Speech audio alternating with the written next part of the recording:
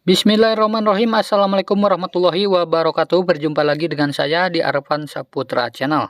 Channel yang membahas sharing tentang BLT atau Bansos.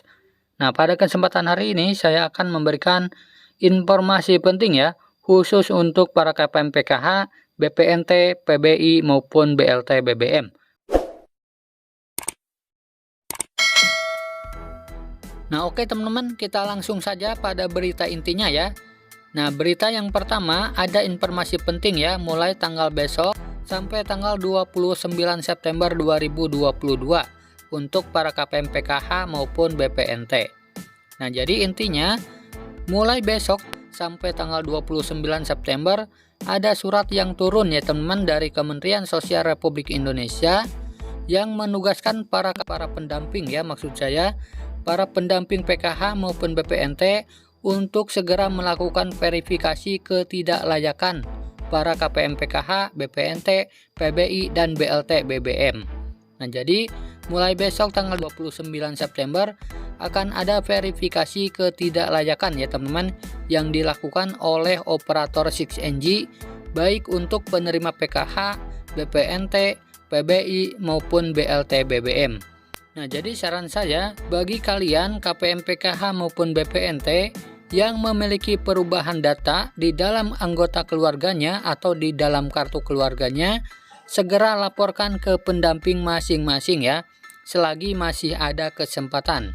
Baik itu KPM yang mengganti pengurus untuk ibu hamil, kemudian KPM yang punya anggota keluarga lansia, ataupun penyandang disabilitas berat. Nah, ini supaya dilaporkan ya, nantinya supaya bisa ikut pemutakhiran data, supaya nanti ke depannya bisa diusulkan untuk diproses terlebih dahulu ya. Nah, jadi untuk para KPM yang ada perubahan di dalam kartu keluarganya, misalkan dari ibu hamil, kemudian memiliki anak balita ya teman-teman, kemudian ada juga yang lansia dan penyandang disabilitas berat, silakan laporkan ke pendamping dari daerahnya masing-masing ya, supaya nanti dimutakhirkan datanya.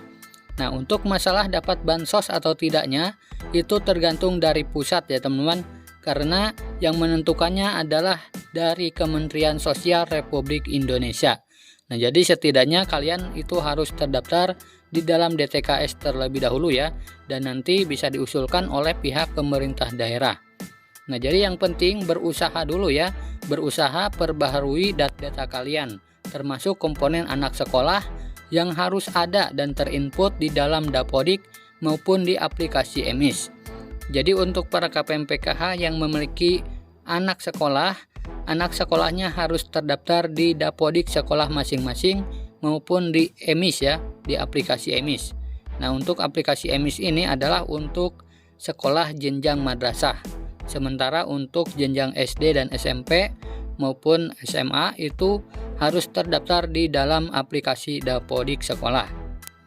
Nah, kemudian informasi yang kedua, ada berita yang beredar ya dari channel sebelah yang mengatakan ada bantuan baru senilai 1,8 juta rupiah per KPM ataupun 2 juta rupiah per KPM.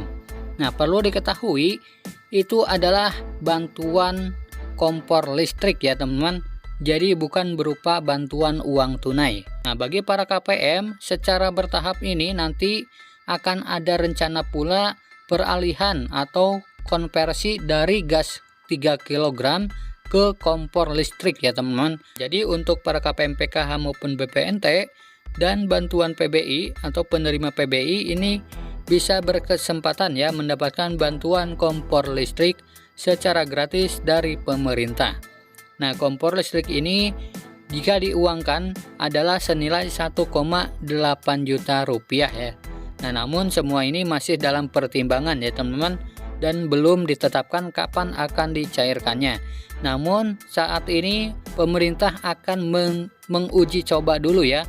Nah, di beberapa daerah, yaitu di daerah Denpasar dan daerah Solo.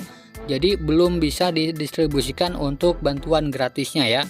Ini hanya sebagai uji coba saja di beberapa daerah. Nah, targetnya adalah 300.000 penerima ya teman-teman, atau 300.000 kompor listrik yang akan dibagikan kepada masyarakat. Jadi ingat ya, ini adalah masih tahap uji coba.